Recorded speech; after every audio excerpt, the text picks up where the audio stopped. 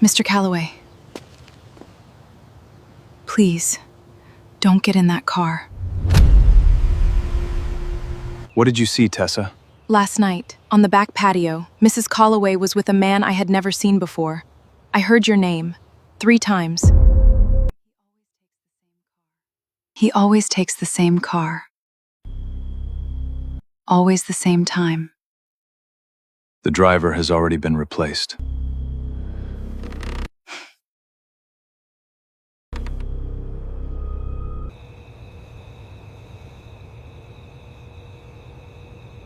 After today, I will finally be free.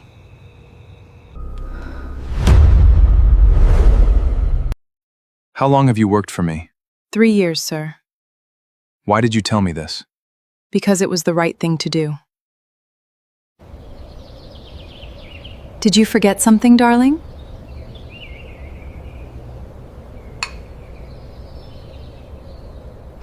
I didn't forget anything, darling.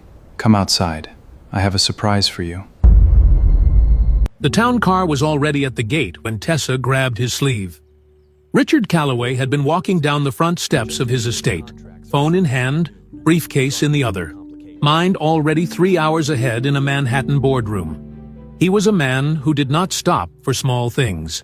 He had built a logistics empire on the East Coast by the age of 32, precisely because he did not stop for small things. Tessa stopped him anyway. She was 28, his housekeeper of 3 years, standing beside the rose hedge in her gray uniform, with her long black hair loose around her shoulders, and her eyes completely wrong for 7 in the morning. Not tired, not nervous. Wrong in the way a person looks when they have been carrying something heavy since midnight and have run out of time to carry it alone. Mr. Calloway, her voice was barely above a whisper. Don't get in that car. He looked at her. Then he looked at the gate. Same town car, same color, same plates. The driver standing by the rear door. Dark jacket. Head down, hand on the handle. Richard Calloway was a man who trusted patterns. Anthony, his driver of 4 years, wore a small silver ring on his left thumb. A gift from his late father. Anthony had told him the story once at a Christmas party, and Richard had never forgotten it.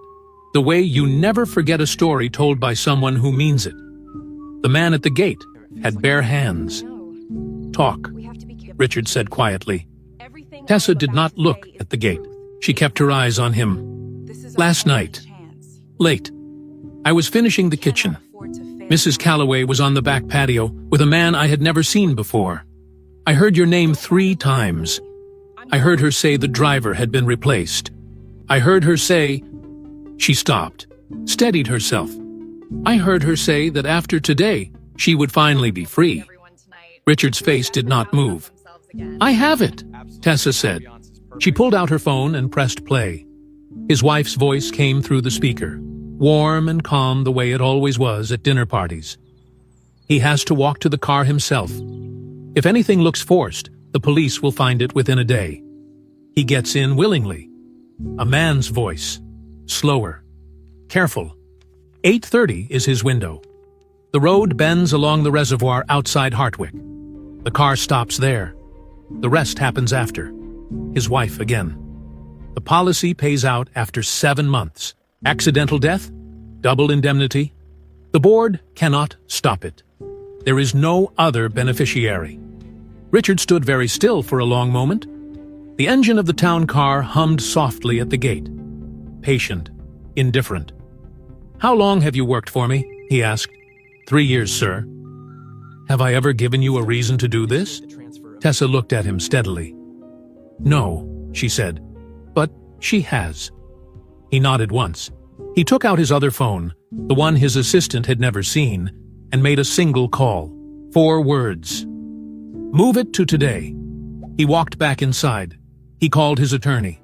He called Detective Sandville, a woman in her 50s who had been building a separate case for 11 months and had been waiting for exactly this. He sent Anthony's replacement's license plate to 3 people simultaneously. Then he sat down at the kitchen table and waited. And Tessa made coffee without being asked, and neither of them spoke. It took 4 hours. The gray sedan that had been following the town car was stopped on the highway outside Hartwick. The two men inside were removed and placed on the ground. The driver was boxed in at the reservoir turnout by unmarked vehicles. No sirens, no spectacle. Clean and fast, the way real things end. Vivian was arrested in the garden room. She did not run. She did not call anyone.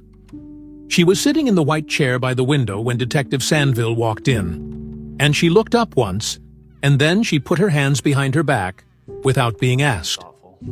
Richard did not watch them take her out. He was standing in the kitchen when it happened, and he heard the front door close, and that was enough. 3 weeks later, he sat across from Tessa at that same kitchen table with 2 cups of coffee between them. "You could have said nothing," he said. Tessa wrapped both hands around her mug. "I know. Why didn't you?" She thought about it for a moment, the way people think about answers they have already known for a long time. "Because it was the right thing," she said, "and because you have been good to me." Richard looked at his coffee. Outside, the morning was clear and ordinary, the kind of morning that has no idea what it almost wasn't. "I'm raising your salary," he said. Tessa smiled, just slightly. "I know that too. Some people spend years building a life. It only takes one person with the courage to tell the truth, to make sure that life doesn't end on a Tuesday morning, at the end of a driveway."